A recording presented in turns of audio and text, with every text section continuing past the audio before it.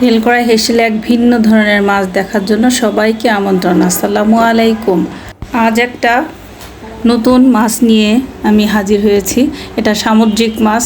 তো এই মাছটা আসলে নতুন এনেছি, আমার ছেলেও নতুন দেখছে, এই জন্য আমার ছেলে খুব খুশি।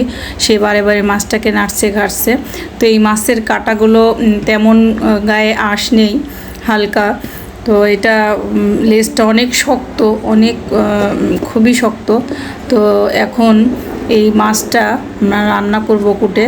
তো এটার নাম কি এটা অবশ্যই জানাবেন। চলেন কুটে নেওয়া যাক। কুটে নিয়েছি, কুটে হলুদ আর মরিচ আর লবণ দিয়ে মাখিয়ে রেখেছি। আর এখন চলে যাব রান্নায়। তো কড়াইতে তেল দিয়েছি, তেল দিয়ে বরাবরই যা করি পেঁয়াজ দিয়ে এটাকে ভালো করে নাড়াচাড়া করতে হবে। তো আসলে সামুদ্রিক মাছ সবারই খাওয়া উচিত। তো কম বেশি অবশ্যই বাচ্চাদের জন্য বেশি উপকার। তো আমরা সচরাচর অনেকেই মাছ খেতে পছন্দ করি না। মাছে যে পরিমাণ ভিটামিন আছে, যে পরিমাণ ক্যালসিয়াম আছে, তা গোশের থেকে মাছ খাওয়া এই জন্য অনেক ভালো। তো অনেক বাচ্চা এখন মাছ খেতে চায় না, মাছ খেতে গেলে খুব বিরক্ত করে। তো এই জন্য বেশিরভাগ বাচ্চারাই গোশ খেতে বেশি পছন্দ করে। তো যাই হোক, এই সামুদ্রিক মাছ এভাবে কষিয়ে এরকম করে রান্না করছি। তো এরকম অভিজ্ঞতাও আমার নেই সামুদ্রিক মাছ কীভাবে রান্না করতে হয়।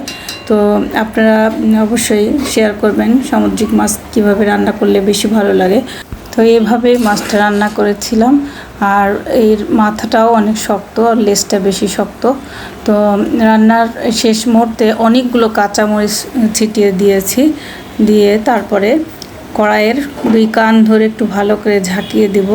ঝাঁকিয়ে তারপরে আর একটু ফুটিয়ে নেব। ফুটানো হয়ে গেলে তারপরে সব শেষে মাছ রান্নার উপরে কাঁচা সরিষার তেল একটু ছিটিয়ে দিয়েছিলাম।